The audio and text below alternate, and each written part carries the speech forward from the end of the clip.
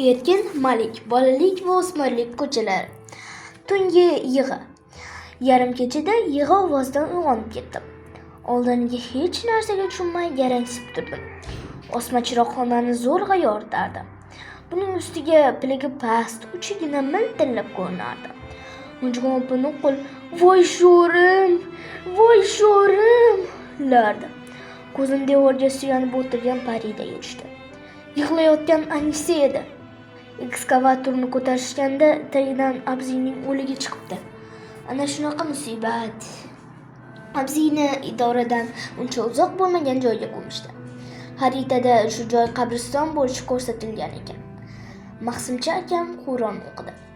Tramvay ota kelganlarga qarab, "O'y jaqsilar, Abzi ne degan odam edi?"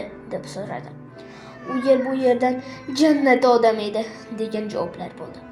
Halidan beri qabr boshida piqillab o'tirgan Anisa birdaniga shunday ovoz solib yubordiki, hamma cho'chib tushdi. Anisa ancha vaqt qabr boshida dod deb o'tirdi. Hech kim uni yupatmadi, o'z holiga qo'yib berishdi. Jo'li Malik degan nom qulog'imga chalinsa-yo'q, Anisaning o'sha dod faryodi quloqlarim tagida hali hanuz eshitilgandek bo'laveradi. Shunday qilib, cho'lda odamlar hali ko'chib kelmay turib, qabriston ham paydo bo'ldi. Hayot deganlar shunaqa ekan. Odamlar qayoqqa borsalar, qabristonlar ham o'zlari bilan yurarkan. Qabrlar ham uylarga o'xshab yonma-yon bo'lar ekan. Faqat gilamlari yumshoq tuproq va ko'rpasi qorong'ulik. Abzi ko'milgan kunning ertasiga milisa kelib, nimagadir so'kong'ich amakini olib ketdi. Uni Abzining o'limida ayblashayotgan ekan.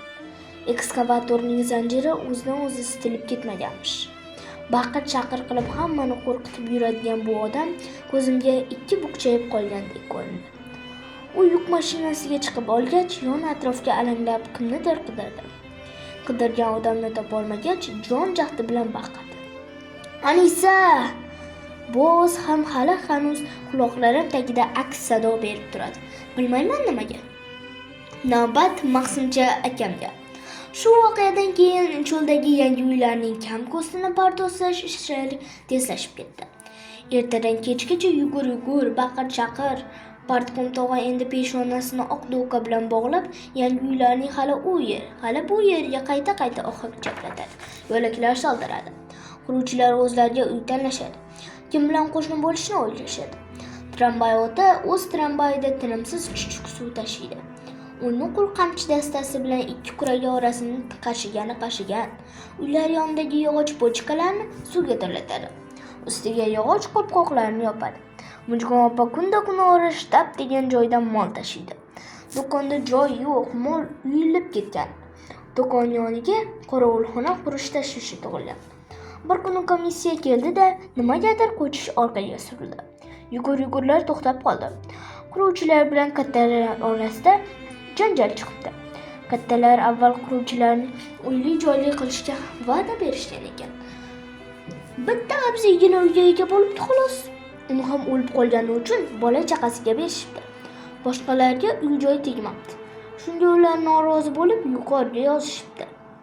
So'kong'ich amakini milisa olib ketgandan keyin endi navbat Maqsimchaga degan gap yurardi. Bir kuni partkom tog'a bilan dadam o'rtasidagi shunday bir suhbatga guvoh bo'ldim.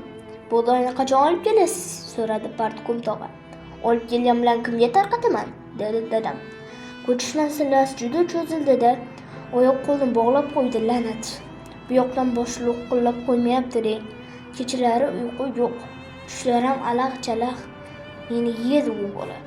Siz bunaqa qilib yurmang", dedi dadam achinib. "Doktorga qarating, bandisaga yoting. Oldin Maqsimchani bir yoqli qilib olay, keyin." Dadam partkomga g'alati qarab dedi.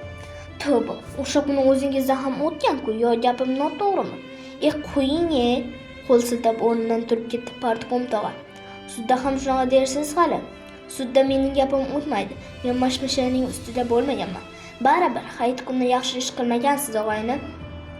Sizningcha yopiqliqi yo'q, qozon yopiqlig'icha qolaversa, Maqsimchani bilasiz, u bu joylarga itob qilingan.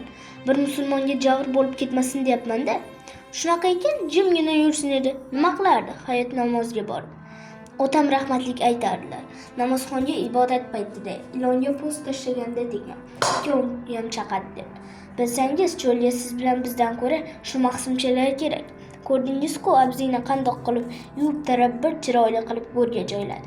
Bunaqa ishlar ikki dunyoda ham siz bilan mening qo'limdan kelmaydi. Partkom dadamga g'alati kulib qaradi-da, dedi. Siz pul bilan ishlaydigan odamsiz, og'ayni. Bunchalar sodda bo'lmang. Bunaqada erta kunda chuv tushib qolasiz. Maqsimcha bilsangiz menga emas, yuqoriga qarshi tosh otdi. Men kim bo'pman? O'lib ketmaymanmi? O'sha kuni shopirlik qilgan haydovchi raykomning odami edi. Maqsimchaga allaqachon go'r qazib bo'lingan. Salmishmishlar eskisin deyishyapti. Shu payt dadamning ko'zlari menga tushib qoldi-yu, nima qilib yuribsan bu yerda deb urishib berdi. O'sha kuni Maqsimcha akamni olib ketgani militsiya keldi. U boshini egmadi, qo'q ham solmadi, qaddini tik tutdi. Bizlar bilan kulib turib xayr xo'shlashdi. Hali hanuz erta bahor, kech kuzakda oftob bulutlar orqasidan yilt etib chiqsa, Maqsimcha ekanini eslayman. Uning kulgusi qanaqa kulgu edi? Hali hanuz o'ylab o'yimga yeta olmayman. Lekin hayotimda kechgan eng og'ir damlarda ham Maqsimcha akaga o'xshab kulib qo'yishga harakat qilganlarim esimda.